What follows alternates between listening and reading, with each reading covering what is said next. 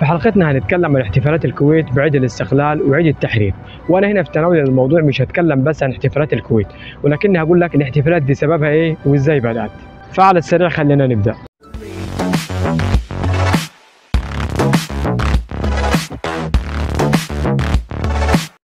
في البداية الكويت عندها 3 تواريخ من التواريخ المهمة والهامة في تاريخها، واللي هم تاريخ استقلال الكويت عن المملكة المتحدة في 19 يونيو 1961، وتاريخ جلوس الشيخ عبد الله السالم على كرسي الحكم في 25 فبراير 1950، وتاريخ تحرير الكويت من الغزو العراقي للكويت في 26 فبراير 1991. وبمناسبة الكلام عن إعادة واحتفالات الكويت، فأنا هنا عايز أوضح لك حاجة مهمة، وهي إن الكويت تم إعلان استقلالها في 19 يونيو 1961، وعليه بداية من سنة 1961 لسنة 1964 كان بيتم احتفال الكويت بعيد الاستقلال عن بريطانيا في 19 يونيو من كل سنة، لحد ما صدر مرسوم أميري من الشيخ عبد الله السالم الصباح بدمج عيد استقلال الكويت واللي هو في 19 يونيو من كل سنة مع عيد جلوس الشيخ عبد الله السالم الصباح على كرسي إمارة الكويت في 25 فبراير 1950. وأصبح بيطلق على عيد الاستقلال العيد الوطني بداية من سنة 1965. والسبب في تغيير موعد الاحتفال بعيد الاستقلال الكويتي عن بريطانيا من 19 يونيو من كل سنة ل 25 فبراير من كل سنة هو حرارة الصيف الشديد في الكويت، وبالتحديد في شهر يونيو، واللي بدوره بيأثر على إمكانية إقامة وممارسة الكويت والكويتيين لمراسم الاحتفال بعيد الاستقلال بشكل مناسب. والعيد الثاني في الكويت هو عيد تحرير الكويت من الغزو العراقي، واللي كان في 26 فبراير 1991. وبكده احنا كعرب وكويتيين عرفنا أسباب احتفالات الكويت في 25 و 26 فبراير من كل سنة. ودلوقتي انا هحكي لك نبذه مختصره عن استقلال الكويت عن بريطانيا، ونبذه مختصره عن الغزو العراقي للكويت. فلو انت من اللي بيهتموا بالتاريخ ومعرفه بدايات القصص وتفاصيلها يلا بينا. بالنسبه لاستقلال الكويت عن المملكه المتحده، احب اقول لك ان الكويت تاريخيا كانت عباره عن قضاء اداري تابع لولايه البصره في عهد الدوله العثمانيه، وكان للكويت وقتها صلاحيات إدارية ذاتية خاصة بها لحد ما جاء الوقت اللي وقع فيه الشيخ مبارك الصباح والملقب بمبارك الكبير لاتفاقية حماية مع بريطانيا في سنة 1899. وبناء على اتفاقية الحماية مع بريطانيا أصبحت الكويت واحدة من المستعمرات البريطانية في شبه الجزيرة العربية، وفضلت الكويت تحت الحماية البريطانية حوالي 61 سنة من 1899 ل 1961. والكويت تحت الحماية البريطانية كانت بتدير شؤونها الداخلية بنفسها، ولكن بالنسبة للشؤون الخارجية للكويت فاللي كان بيديرها بريطانيا. واي حد من سكان الكويت لو كان عايز يسافر خارج الكويت لاي مكان كان لازم ياخذ موافقه من الاداره السياسيه البريطانيه المقيمه في الكويت. واثناء فتره خضوع الكويت للحمايه البريطانيه حصل حدث في الكويت وقت تاسيس المجلس التشريعي الثاني في الكويت سنه 1938، واللي كان اعضائه عندهم الرغبه في اداره الكويت لشؤونها الماليه بنفسها، ولكن الكلام ده رفضته بريطانيا، واللي خلى الامور تتاجج وقتها لدرجه حصلت مواجهات داميه بين اعضاء المجلس والشرطه راح ضحيتها موت عدد من الافراد، وتم اعتقال اعضاء المجلس التشريعي لمده 4 سنين. المهم فضلت الكويت تحت الحمايه البريطانيه لحد اللحظه اللي تولى فيها الضباط الاحرار الحكم في مصر، ووقتها جمال عبد الناصر رئيس مصر الاسبق بدا في انتقاد سياسات بريطانيا في مستعمراتها في شبه الجزيره العربيه، وده خلى بريطانيا تفكر في تغيير سياساتها في مستعمراتها بهدف انها تتخلص من الهجوم الاعلامي عليها من جمال عبد الناصر، وخصوصا بعد مطالبته بافتتاح قنصليات في الكويت لمراقبه اوضاع الكويتيين. وعندها اجتمع وزير الخارجيه البريطاني وقتها مع 4 من موظفين وزاره الخارجيه البريطانيه، واللي هم جون ريتشموند، ادوارد هيس، ويليام لوس، جورج ميدلتون، بهدف التوصل لحل بخصوص تغيير سياسه بريطانيا في مستعمراتها. وفي النهايه توصلوا لضروره منح بريطانيا لمستعمراتها في الخليج الاستقلال، ولكن بشرط إقامة برلمانات وصحافة حرة أو شبه حرة في المستعمرات اللي هيتم منحها الاستقلال. والمهم الخارجية البريطانية بدأت بالفعل في السير نحو منح الاستقلال لمستعمراتها في الخليج، وأبلغ أمير دولة الكويت وقتها الشيخ عبد الله السالم، وبالتحديد في سنة 1958 برغبة بريطانيا في الانسحاب من الكويت ومنحها استقلالها. ومن جانبه الشيخ عبد الله السالم رحب وبدأ في سن القوانين وإنشاء البرلمان والصحافة في الكويت في إطار استعداداته لاستقلال الكويت حسب طلب بريطانيا. ومع وصولنا ل 19 يونيو 1961 حصلت الكويت على استقلالها عن بريطانيا، وتم البدء في إقرار دستور للكويت واللي تم التوقيع عليه في نوفمبر 1962، بالإضافة لتكوين مجلس تشريع متمثل في مجلس الأمة سنة 1963. وبكده نكون عرفنا تأصيل لسبب احتفال الكويت بعيد استقلالها عن المملكة المتحدة، واللي كان في 19 يونيو 1961 واللي تحول ل 25 25 فبراير من كل سنة بداية من سنة 1965. وبالنسبة لعيد تحرير الكويت من الغزو العراقي، فأنا هنا حابب أوضح لك النقطة الخلافية ما بين الكويت والعراق في جزئية إن الكويت جزء من العراق ولا هي كانت دولة مستقلة عن العراق من الأساس. من القرن ال 18 والكويت بتستمتع باستقلال واسع تحت حكم آل صباح في ظل سيادة دولة بني خالد في الإحساء عليهم، وفي التوقيت ده العراق كانت واقعة تحت حكم مماليك العراق، ووالي بغداد كان بيمارس حكم شبه مستقل على بغداد في ولايته ضمن الإمبراطورية العثمانية، وحكم والي بغداد كان نافذ على كل الأراضي العراقية ما عدا ولاية الموصل اللي كانت تحت حكم أسرة آل الجليلي شبه المستقلة. وبعد نهاية حكم مماليك العراق في سنة 1831 ولاية بغداد أصبحت تحت الحكم المباشر للدولة العثمانية، وولي بغداد كان بيتم تعيينه مباشرة من اسطنبول. والمهم مع وصولنا لسنة 1834 كل ولايات العراق تم ضمها لولاية بغداد وتم تعيين مدحت باشا والي على بغداد.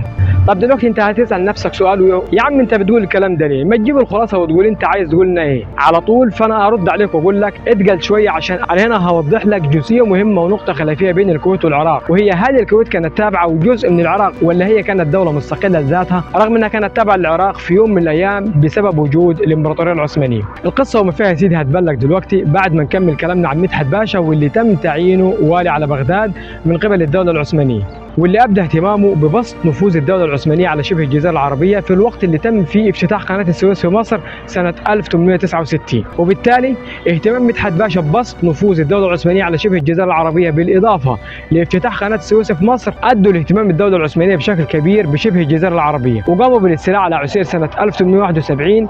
وفي نفس السنة مدحت باشا والي بغداد جهز حملة عسكرية احتل بها مدينة القطيف ومدينة الإحساء التابعين لإمارة نجد. ومع وصولنا سنة 1872 النفوذ العثماني وصل لقطر وأقام فيها حمية عسكرية.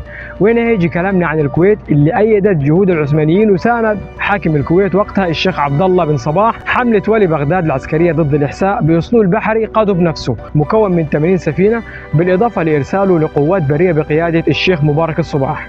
وبعد نجاح الحملة العسكرية لوالي بغداد مدحت باشا على شبه الجزيرة العربية منح حاكم الكويت الشيخ عبد الله بن صباح لقب قائم مقام كمكافأة ليه عن خدماته اللي قدمها للدولة العثمانية في حملتها العسكرية ضد الإحساء. وهنا احنا بدأنا نوصل لمربط الفرس، يعني الكلام ده كان في سنة 1872، يعني الكويت كانت مستقلة بذاتها كدولة وغير تابعة لبغداد، بالإضافة إلى أن الكويت لم يتواجد فيها إدارة مدنية للدولة العثمانية ولم يتواجد فيها حامية عسكرية عثمانية، والكويتيين لم يخضعوا للتجنيد في الجيش العثماني. وفي مذكرة مدحت باشا والي بغداد اتكلم عن الكويت وقال الكويت بتبعد عن البصرة حوالي 60 ميل في البحر ومكانها على الساحل بالقرب من نجد، واهلها كلهم مسلمين وعدد بيوتهم 6000 بيت وهي مش تابعه لاي حكومه. وفي مذكراته مدحت باشا والي بغداد قال ان نمق باشا كان عايز يضم الكويت للبصره ولكن اهل الكويت رفضوا لانهم لم يعتادوا على الاذعان والخضوع للحكومات، وقال ان نسل اهل الكويت من العرب من الحجاز وهم نزلوا على هذه المنطقه قبل 500 سنه. وقال ان اول من وضع حجر الاساس لدوله الكويت واحد اسمه صباح وشيخهم اليوم هو عبد الله بن صباح.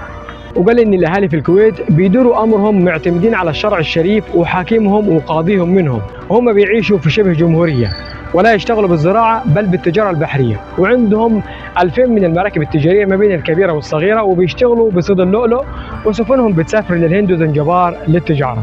وفي مذكراته مدحت باشا قال ان الكويتيين في تجارتهم البحريه كانوا بيرفعوا رايه خاصه بهم استعملوها لزمن طويل، ولكن بسبب خوفهم من اغارات الاجانب عليهم بداوا يرفعوا رايات اخرى، زي ان بعضهم كان بيرفع رايه الفلامنك والبعض الاخر كان بيرفع رايه الانجليز. ومع وصول الانجليز للشرق ووقوع العراق والكويت وغيرها من الدول تحت الاحتلال البريطاني، بريطانيا قررت في سنة 1932 منح العراق استقلالها ومنح الكويت استقلاله في سنة 1961. وفي بدايات الخلاف ما بين الكويت والعراق حاكم العراق عبد الكريم قاسم بعد منح الكويت لاستقلالها في سنة 1961 كان عنده الرغبة لضم الكويت للعراق عن طريق عقده لمؤتمر صحفي في بغداد طلب فيه بضم الكويت لبغداد وهدد باستخدام القوة. ومن هنا بدأت أزمة سياسية ما بين بغداد والكويت واللي تعرفت وقتها بأزمة عبد الكريم قاسم. وحجة عبد الكريم قاسم هي أن الكويت كانت جزء من العراق وأنه تم اقتطاع الجزء ده بواسطة الاستعمار البريطاني. وهنا تدخلت الجامعة العربية لمواجهة تهديدات عبد الكريم قاسم وأرسلت قوات عربية من السعودية والجمهورية العربية المتحدة والسودان للكويت. ومع وصولنا ل 14 أكتوبر 1963 اعترف العراق رسميا باستقلال الكويت واعترف بالحدود العراقية الكويتية. وللعلم أول مرة تم ترسيم الحدود فيها ما بين الكويت والعراق كانت في سنة 1913 بموجب المعاهدة الأنجلو عثمانية في سنة 1913، واللي تضمنت اعتراف العثمانيين باستقلال الكويت وترسيم الحدود.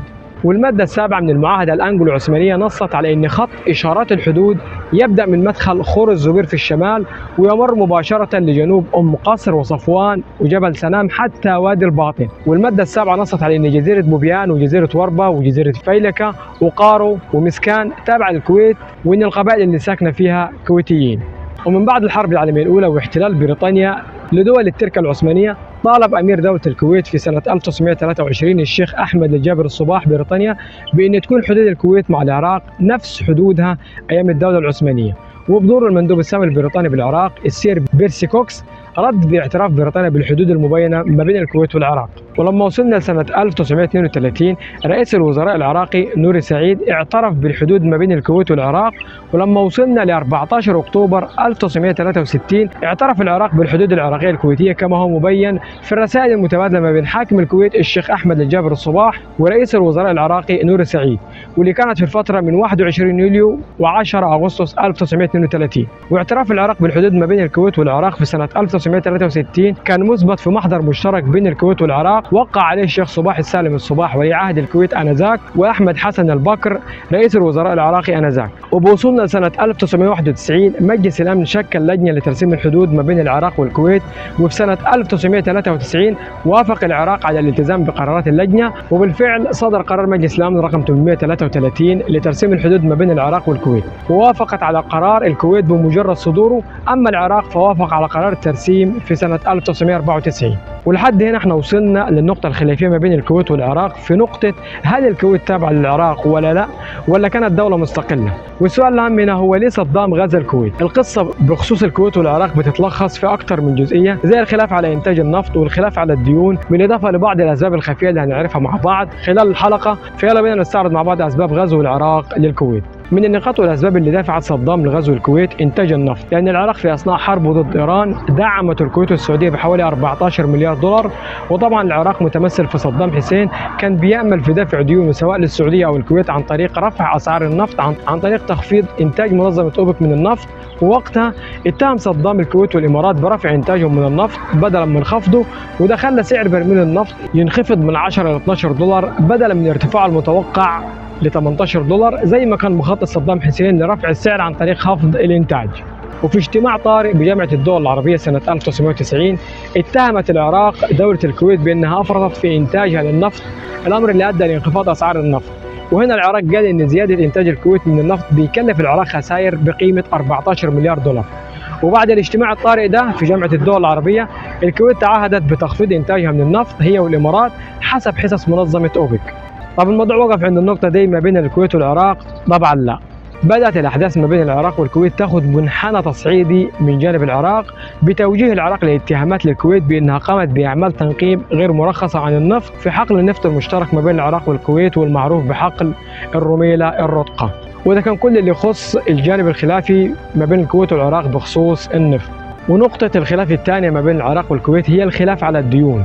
الرئيس العراقي صدام حسين صرح بأن الحرب العراقية الإيرانية واللي استمرت مدة 8 سنين كانت بمثابة دفاع عن البوابة الشرقية للوطن العربي، وعليه طلب صدام حسين من الكويت والسعودية التفاوض مع العراق بخصوص تسديد العراق لديونه للكويت والسعودية بعد تقديمهم للدعم للعراق في حربه ضد إيران، أو أنهم يسقطوا ديونهم لدى العراق، لأنه من وجهة نظر صدام حسين أنه كان في حربه بيدافع عن الوطن العربي. بالإضافة لطلب صدام حسين من دول الخليج منحه 10 مليار دولار، وطلب تأجير جزيرة وربة وجزيرة بوبيان الكويتيتين للعراق لأن الموانئ العراقية خلال الحرب العراقية الإيرانية تم تدميرها بالكامل. والكويت من جانبها وافقت على منح العراق 9 مليار دولار، بالإضافة لتبرع الملك فهد بن عبد العزيز آل سعود ب10 مليار دولار للعراق. ولكن منحة الكويت والسعودية للعراق كانت مشروطة بترسيم الحدود مع الكويت، والكلام ده كان في اجتماع جدة سنة 1990 بين وفد كويتي برئاسة الشيخ سعد العبد الله السالم الصباح ولي عهد الكويت وقتها ووفد عراقي بقيادة عزة الدوري، لأن العراق وقتها كانت بتستخدم ورقة ترسيم الحدود ما بين العراق والكويت للضغط على الكويت. ودلوقتي هعرض لك ملخص الأسباب اللي خلت صدام حسين يغزو الكويت. اولا الخلاف القديم حول ان الكويت كانت تابعه وجزء من العراق وان الاحتلال البريطاني هو اللي فصلها عن العراق، وثانيا الخلاف على الديون، وثالثا الخلاف على انتاج النفط، بالاضافه لسبب مهم وهو انه خلال الحرب العراقيه الايرانيه كل موانئ العراق على الخليج تم تدميرها، وبالتالي لما طلب صدام حسين من الكويت تاجير بعض الجزر الكويتيه للعراق عشان يستغلها في تصدير النفط العراقي وتقويه البعد الاستراتيجي للعراق، تم رفض طلبه من جانب الكويت.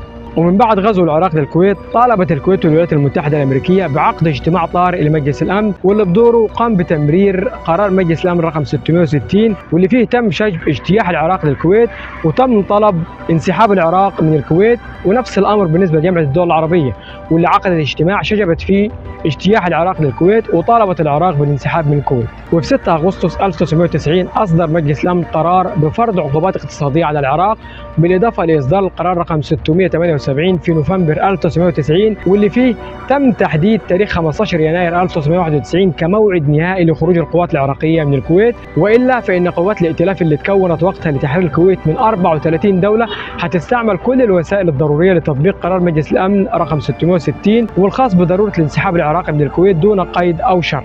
واحتلال العراق للكويت استمر 7 شهور انتهت بتحرير الكويت في 26 فبراير 1991، وده عيد الكويت الثاني واللي بتحتفل فيه الكويت في فبراير من كل سنة في 26 فبراير مع العيد الوطني في 25 فبراير. وإلى هنا أتمنى أكون وفقت في تعريفك بأعياد الكويت الوطني والتحرير وأسباب الخلاف ما بين العراق والكويت وأسباب غزو العراق للكويت، والسلام عليكم ورحمة الله وبركاته.